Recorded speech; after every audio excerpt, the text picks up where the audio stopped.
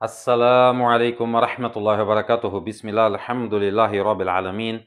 Wassalatu wassalamu ala rasulillah. Boa noite para todos os irmãos e irmãs muçulmanas que têm nos ouvido.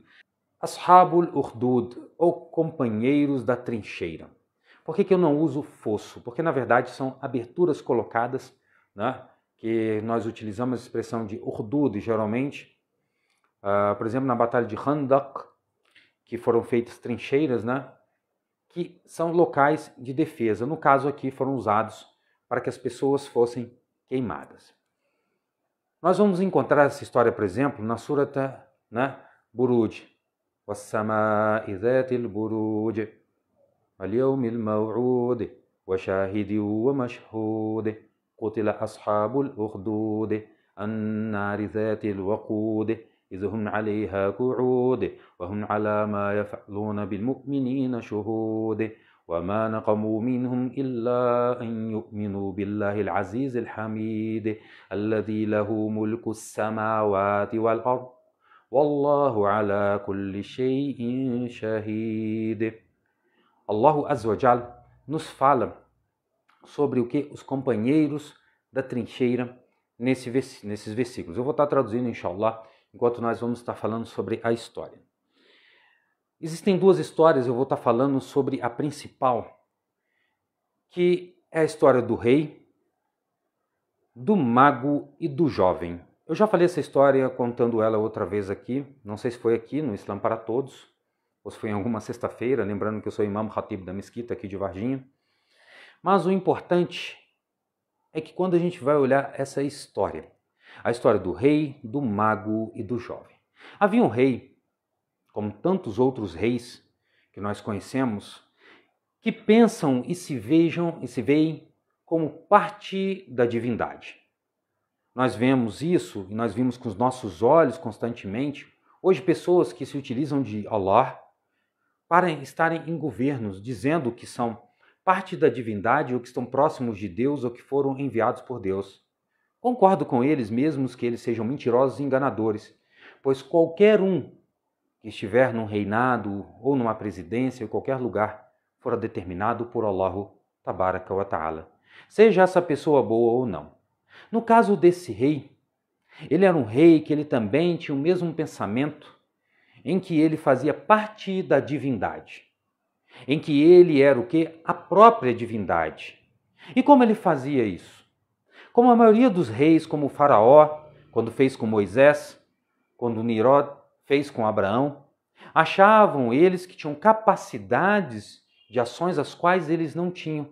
No caso do faraó e no caso dele, se utilizavam do sahir, ou seja, do mago, ou seja, aquela pessoa que faz magia.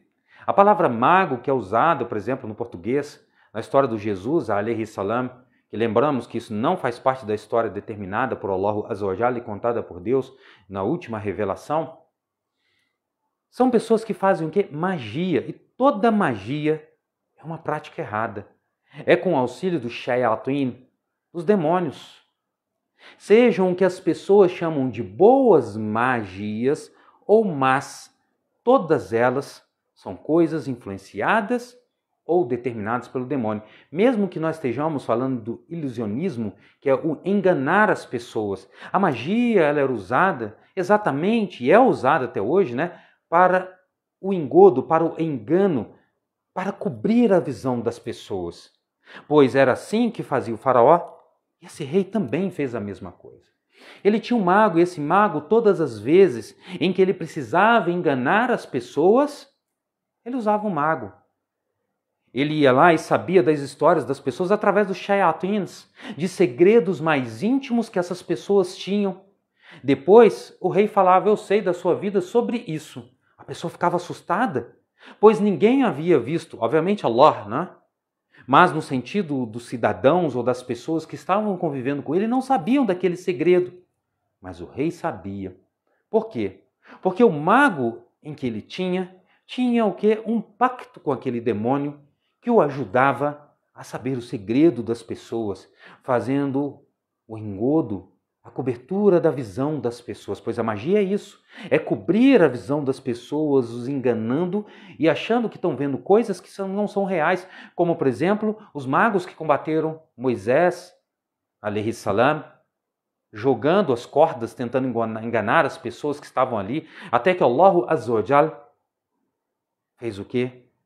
A ordenação do mu'jizah, do milagre a qual Moisés, com seu cajado, engoliu todo aquele engodo, toda aquela mentira, todo o quê? Sihr, que aquelas pessoas faziam, a magia. Então, quando chegou uma época, esse mago já havia atingido uma idade avançada. E ele queria um jovem para que ele pudesse transmitir a ele todo aquele conhecimento que era o controle daquilo em que estava determinado ao Shaitan, ao demônio. Ou seja, ele não iria ensinar a ele como fazer magias, porque ele mesmo não sabia, mas ele tinha a ajuda do demônio, que o ajudava, que fazia com isso que ele pudesse enganar, encobrir aquilo em que as pessoas achavam estar vendo, olhavam e viam aqueles acontecimentos, aqueles segredos em que ele tinha. Então o rei mandou que fosse escolhido um jovem. E foi entregue esse jovem ao mago, que começou a ensiná-lo, né? Mas esse jovem, todas as vezes em que ele saía de manhã de sua casa, ele passava e via um rahib. O rahib aqui, né, vou colocar como um monge. Lembrando que essa é uma expressão oriental que a igreja trouxe para si. Mas rahib falava, aquele monge falava, e falava de coisas que eram a crença em Allah, a crença no Tawhid. Então ele sentava e ouvia aquele mago falando e se atrasava para chegar ao mago. Quando ele chegava ao mago, atrasado, o mago então batia nele, pois ele havia se atrasado para adquirir o conhecimento. Lembramos que essa educação, que é a educação inglesa, que perdurou até o década de 80, aqui no Brasil, por exemplo. Então ele batia no jovem para que ele pudesse, né, ser pontual. E quando ele chegava em casa, porque ele havia se atrasado, ele passava de novo pelo mago, pelo rahib, pelo monge, e se atrasava para chegar em casa. Então a família dele batia nele. Ou seja, ele sofria dos dois lados. Pois ele apanhava do mago pelo atraso e apanhava da família pelo atraso em que ele tinha. Então ele perguntou a quem ele via como sábio, o rahib, aquele monge, perguntou a ele: o que eu faço para que eu não apanhe nem do mago e nem da minha família? Então ele disse a ele: diga a eles que você atrasou-se por causa da sua família, ao mago. Quando ele chegasse ao mago, dissesse: não, eu me atrasei por causa da minha família. Então assim o mago não bateria nele. E quando ele chegasse em casa, ele disse: quando você chegar em casa, diga à sua família que o mago lhe atrasou. Então ele também não apanharia da família. E ele ficou nessa condição, e foram se passando o tempo, e que ele via a quem ele deveria seguir: ao mago, que estava ensinando ele a magia, ou a rahib, esse monge, esse homem que ele via como sábio, que falava aquilo em que era a verdade. Então um dia ele partindo, quando ele saiu do monge, do homem sábio, e no caminho ele viu o quê? Uma fera gigantesca no meio do caminho, que impedia que as pessoas passassem. Então ele pegou uma pedra e disse: ó meu Deus, se for aquilo em que tu desejas e aceita, em que eu siga o mago, então que mate a fera com a pedrada. Ou o contrário, ou seja, se a fera não morrer, ele vai continuar com o mago e largaria o sábio. Então ele pegou a pedra e jogou. Quando ele jogou a pedra e atingiu a fera morreu instantaneamente, caiu morta.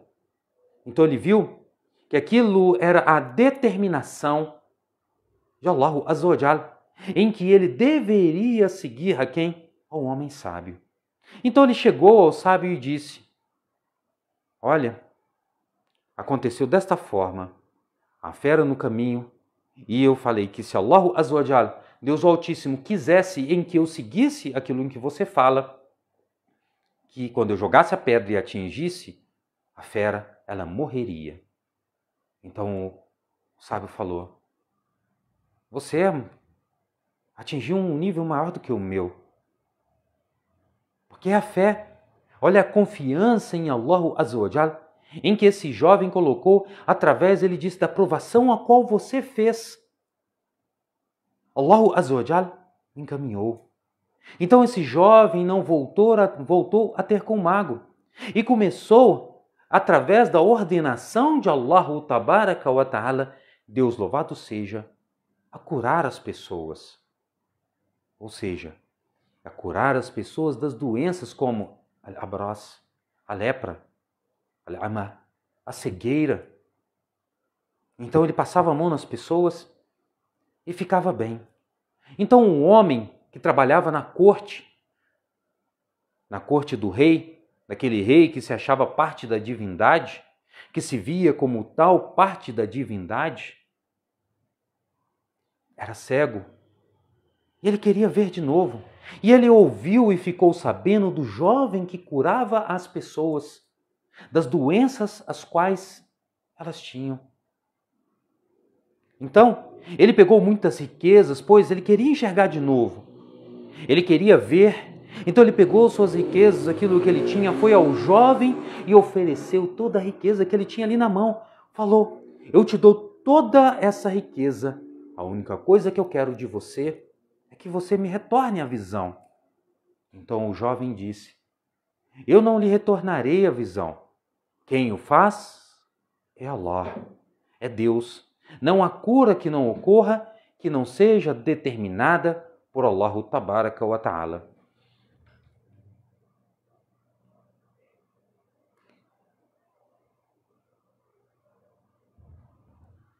Me desculpem.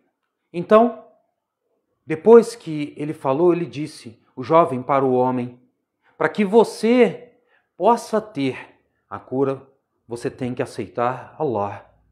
Não há cura senão em Allah. Ai-Shifa. Qualquer cura vem de Allah. Não existe nenhuma cura que não seja de quem? De Allah Tabaraka wa Ta'ala. Não existe doença que não possa ser curada por aquilo senão que foi determinado por Allah Azza wa Jal, Deus o Altíssimo. Não há remédio que funcionará corretamente que não seja determinado por Allah Tabaraka wa Ta'ala. Então o jovem disse a ele que se ele quisesse, ele teria que ter o quê? A crença em Allah Tabaraka wa Ta'ala. A crença do Tawhid. A crença da unicidade de que só existe quem? Allah. Somente Allah. La ilaha illa huwal hayyul qayyum. Só existe quem? Allah. Ele é o único vivente. Só existe Ele. Não existe mais ninguém junto com Ele. Anna yakunu lahu waladun wa lam takul lahu sahibah. Como há um companheiro, um filho para Deus, se não há para ele companheira? Então essa é a crença do Tawhid. É o único que merecedor de adoração. Allah Azza wa Jalla lhe diz: wa'budullaha wa la tushriku bihi shay'a. E adorem a Deus e não associem Allah a nada e a ninguém. Então o homem aceitou aquilo em que o jovem disse, que ele deveria ter a crença no Tawhid, na unicidade de Allah Tabaraka wa Ta'ala. Então, ele aceitou.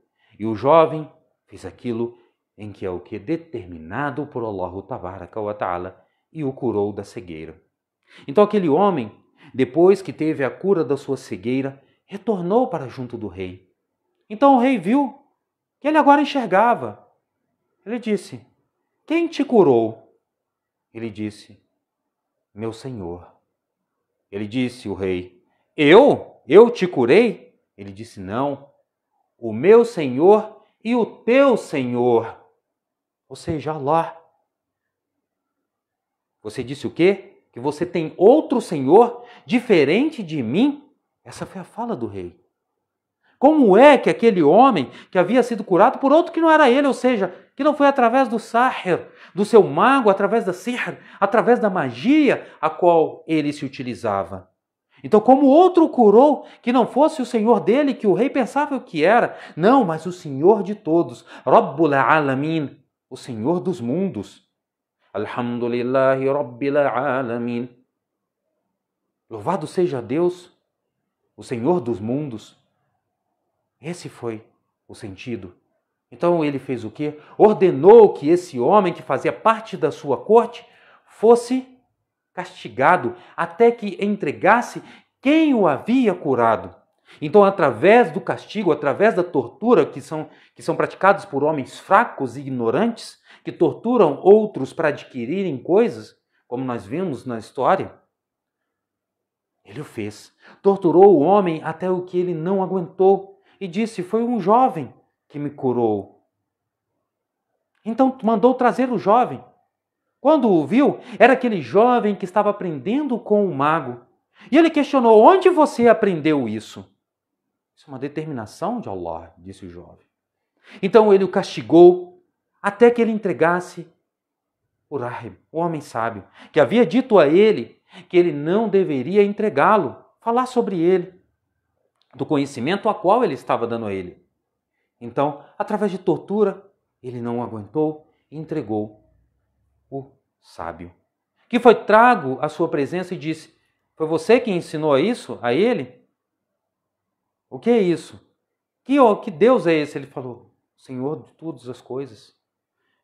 Então ele o castigou até que ele retornasse à sua fé, a fé do rei, achando que o rei fosse parte da divindade.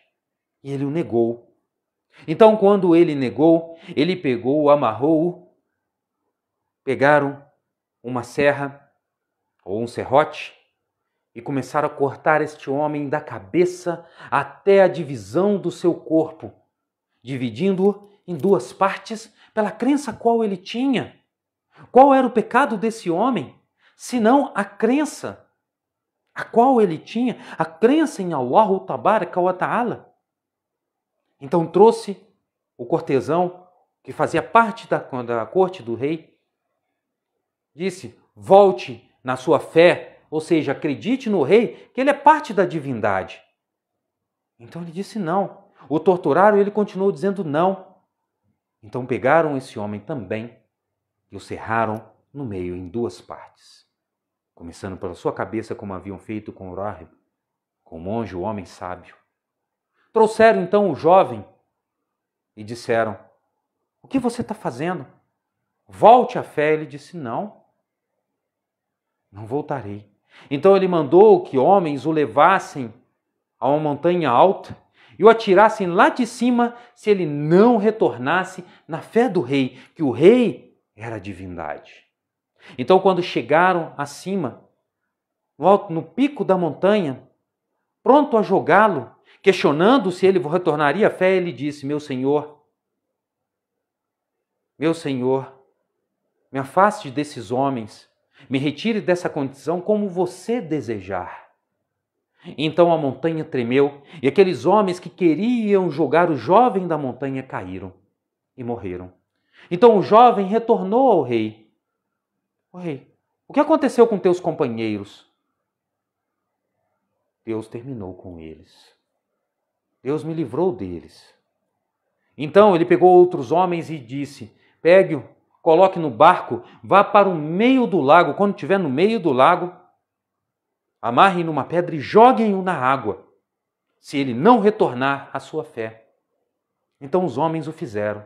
Pegaram o jovem, colocaram no barco e foram até o meio do lago. Quando chegaram ao centro, estavam prontos a jogá-lo. O jovem disse: meu senhor, me livre deles, como assim tu desejaste. Então o barco tremeu com as ondas e os homens caíram e se afogaram. O jovem voltou para o rei. O rei disse: onde estão os seus companheiros? As quais deveriam, na verdade, ter matado, como anteriormente, na montanha. Deus desfez deles. Então o jovem disse ao rei: tu queres terminar comigo? Tu queres que eu morra? O rei: sim. Então você vai pegar o meu alforje, você vai me amarrar em um pé no tronco de uma tamareira, vai chamar todas as pessoas, reunir todas as pessoas, me amarrar numa tamareira, então pegará uma flecha do meu alforje e dirá, Bismillah, bi Rabbil Ghulam, em nome de Deus, em nome do Senhor desse jovem, e disparará a flecha.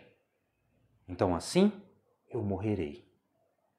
Então o rei fez o que ele disse, juntou as pessoas no pátio, todas as pessoas, para que pudessem ver o que ele faria com aquele jovem.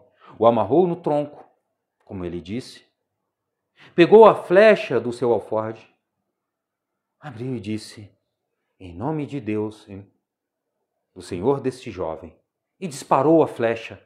A flecha atingiu na parte inferior do peito, ele segurou, então morreu. O jovem naquele momento morreu. Quando aquele jovem morreu, todas as pessoas que estavam no pátio começaram a acreditar em Allah Azza wa Jal, em Deus o Altíssimo, negando a crença do rei. Então o rei disse, era isso que eu temia.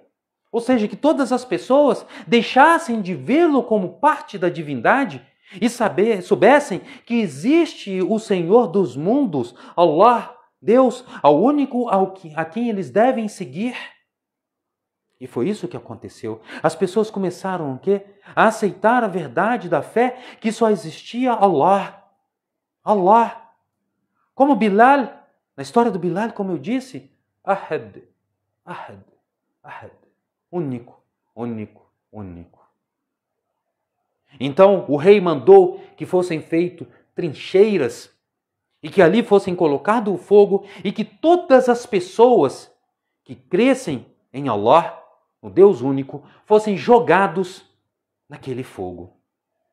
Imagine só, aquelas pessoas todas que creram com aquilo em que fez o jovem, dizendo ao rei que fizesse que ele só morreria naquela condição, as pessoas creram nele, pois essa era a verdade, a crença no único merecedor de adoração.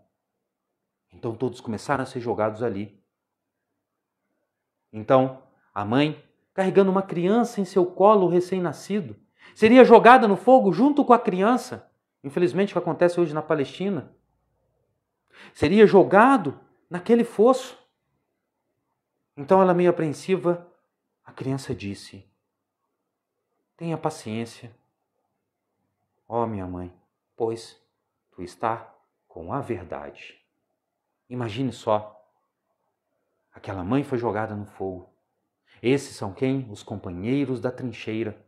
Que Allah Azza wa Jalla lhe diz, وَالسَّمَاءِ ذَاتِ الْبُرُوجِ, pelo céu que tem as constelações.